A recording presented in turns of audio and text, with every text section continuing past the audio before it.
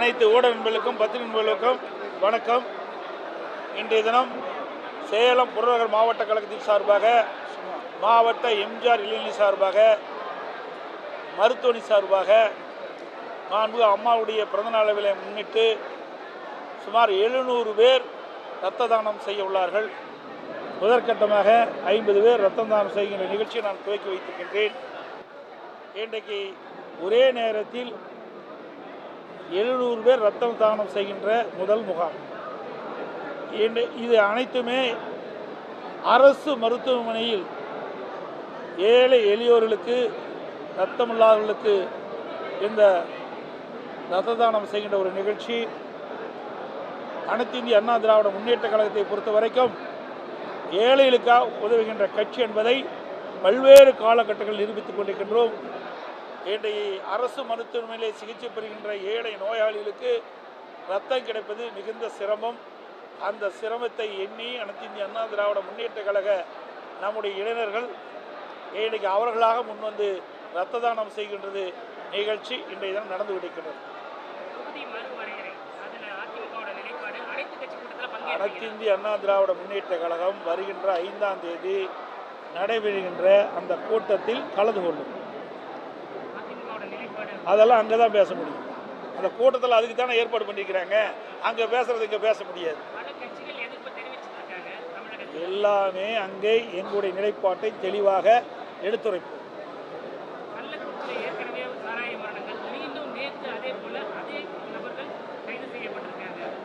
இதுதான் தமிழகத்தில் பல்வேறு இடங்களில் கள்ளச்சாராய விற்பனை அமோகம் அடைகிறது. இங்கே ஆத்தூர் கூட ஊடகத்திலையும் பத்திரிகையிலையும் வெளியில் வந்தது. மிகுந்த வேதனை அளிக்கின்றது. இன்றைக்கு பல முறை ஊடகத்தின் வாயிலாக, பத்திரிகையின் வாயிலாக இந்த அரசாங்கத்தினுடைய கவனத்திற்கு கொண்டு வந்திருக்கின்றோம். இன்றைக்கு தமிழகம் முழுவதும் போதை நடமாட்டம் அதிகரித்திருக்கின்றது. போதைப்பொருள் விற்பனை அமோகமாக நடைபெற்றுக் கொண்டிருக்கிறது. இதை தடுத்து நிறுத்த வேண்டும். கள்ளச்சாராய் விற்பனையை தடுத்து நிறுத்த வேண்டும். இதையெல்லாம் வலியுறுத்திட்டு இருக்கிறோம். ஆனால் இந்த அரசாங்கம் முழுமையான நடவடிக்கை எடுக்காத காரணத்தினால் இப்படிப்பட்ட நிகழ்வு ஏற்படுகின்றது.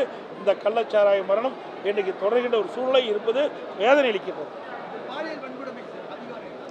அதுதான் தொடர்ந்து இருக்குது. நீங்கள் தான் பத்திரிகை ஊடகத்தில் எது இருக்குதோ இல்லையோ, பத்திரிகை ஊடகமோ இந்த பாலியல் வன்கொடுமை நடைபெறாத நாளே இல்லை. அத்தனையும் உங்கள் பத்திரிகையிலையும் ஊடகத்திலையும் வெளிப்படுத்திட்டு இருக்கிறீங்க.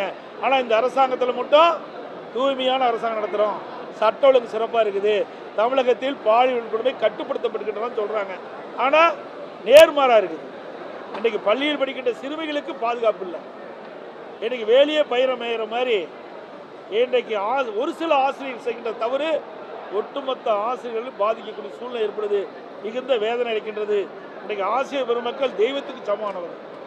இன்றைக்கு பெற்றோர்கள் தங்களுடைய குழந்தைகளை ஆசிரியை நம்பித்தான் பள்ளிக்கு அனுப்புகின்றார்கள். ஆகவே அவர்கள் அந்த குழந்தைக்கு அரணாக இருக்க வேண்டும், பாதுகாப்பாக இருக்க வேண்டும்.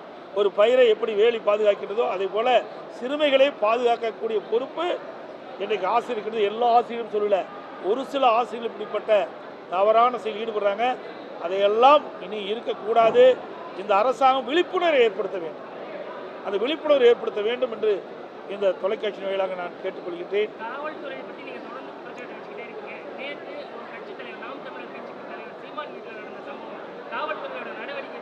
அதாவது அது முழுமையாக எனக்கு தெரியாது, புரியுதுங்களா? அவர் சில பேர் சமன் அனுப்பப்பட்டீங்கன்னு சொல்கிறாங்க. ஊடகத்திலையும் பத்திரிகையில் செய்தி வச்சு சொல்கிறாங்க. அதனால் அதில் சில கேஸுகள் நடைமுறையில் இருக்குது. அது சரியா தவறா என்பது முழுமையாக எனக்கு தெரியாது. எல்லாமே காவல்துறை சட்ட ரீதியாக நடந்து கொள்ள வேண்டும். பாரபட்சமாகக்கூடிய ஆளுங்கட்சி எதிர்க்கட்சி என்று பாரபட்சம் பாராமல் சட்டப்படி அவர்கள் நடக்க வேண்டும் என்பதுதான் என்னுடைய வலியுறுத்தல்.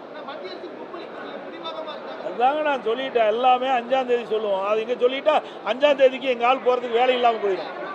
5ஆம் தேதி அனைத்து இந்திய அண்ணா திராவிட முன்னேற்ற கழகத்தின் சார்பாக 2 பேர் கலந்து கொள்வார்கள். அந்த 2 பேரும் அனைத்து இந்திய அண்ணா திராவிட முன்னேற்றங்களுடைய நிலைப்பாட்டை அந்த கூட்டத்தில் எடுத்து சொல்வார்கள்.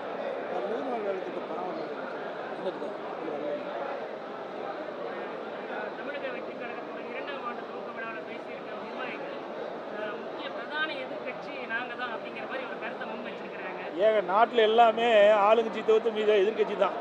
நாட்டில் எல்லாமே எதிர்கட்சி. ஆனால் சட்டமன்றத்தில் பிரதான எதிர்கட்சிங்கிறது அதிமுகவுக்கு தான் அந்த அந்தஸ்து உண்டு, வேற எந்த கட்சிக்கும் கிடையாது. மக்கள் கொடுக்கப்பட்ட அங்கீகாரம் அனைத்து இந்திய அண்ணா திராவிட முன்னேற்ற கழக கட்சிக்கு தான். அவர்கள் தான் பிரதான எதிர்க்கட்சி. அந்த பிரதான எதிர்க்கட்சி தான் மக்களுடைய பிரச்சனையை சட்ட நீதியாக எடுத்து சொல்லும். மக்கள் இன்றைக்கு வாக்களித்து அனைத்து இந்திய அண்ணா திராவிட முன்னேற்ற கழகம் இன்றைக்கு எதிர்க்கட்சி வரிசையில் இருக்கிறோம். 2026 ஆளுங்கட்சி வரிசை வரும். உடனுக்குடன் செய்திகளை தெரிந்து கொள்ள சன் நியூஸ் பெல் ஐகானை கிளிக் பண்ணுங்க.